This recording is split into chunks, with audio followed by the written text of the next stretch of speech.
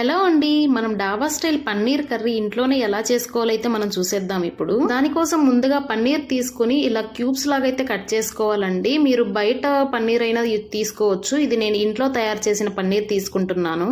ఆ పన్నీర్ని ఒక బౌల్లోకి ట్రాన్స్ఫర్ చేసి దాంట్లో ఉప్పు, కారం, గరం మసాలా వేసి మొత్తం కూడా అన్ని ముక్కలకి పట్టేటట్టు బాగా టాస్ చేసుకోవాలి. ఇప్పుడు ఒక ప్యాన్ పెట్టుకొని దాంట్లో కొంచెం ఆయిల్ అయితే వేసి మనం ముందుగా కలిపెట్టుకున్న ఈ పన్నీర్ ముక్కల్ని ఈ ఆయిల్లో అయితే బాగా వేయించాలి.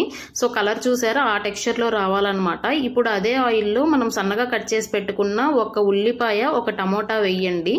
అవి కొంచెం మెత్తబడిన తర్వాత ఒక 4-5 జీడిపప్పు వేసేసి మెత్తబడిన తర్వాత మిక్సీ జార్లో వేసేసి ఇట్లాగా స్మూత్ పేస్ట్ లాగా అయితే తయారు చేసి పక్కన పెట్టుకోండి. ఇప్పుడు వేరొక ప్యాన్ పెట్టుకొని దాంతో కొంచెం ఆయిల్ అయితే వేసుకొని ఒక బిర్యానీ ఆకు, 2 లవంగాలు, 2 యాలకులు ఇట్లాగా మసాలా దినుసులు మీకు ఏ కావాలంటే అవి వేసుకోవచ్చు. అవి కొంచెం ఏగిన తర్వాత మనం ముందుగా గ్రైండ్ చేసి పెట్టుకున్నాం కదండి ఈ పేస్ట్, దీన్ని అయితే వేసేసి ఆయిల్లో మొత్తం బాగా కలిసేటట్టు అయితే కలుపుకోవాలి. దాంతో నుంచి ఆయిల్ పైకి తేలేంత వరకు అయితే కలుపుకోవాలి. ఉప్పు, కారం, పసుపు, గరం మసాలా, ధనియాల పొడి, జీలకర్ర పొడి ఇవి 1/2 టీ స్పూన్ వరకు వేసుకొని అన్నీ కూడా కలిసేటట్టు బాగా కలుపుకోవాలి.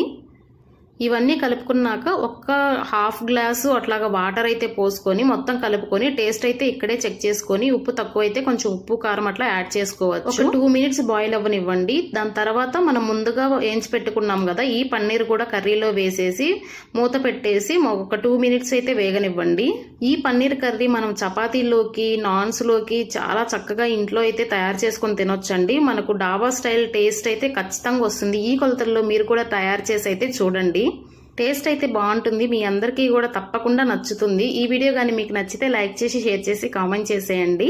అలాగే మరిన్ని వీడియోస్ కోసం మన ఛానల్ని సబ్స్క్రైబ్ చేసేయండి. Thank you. Bye bye.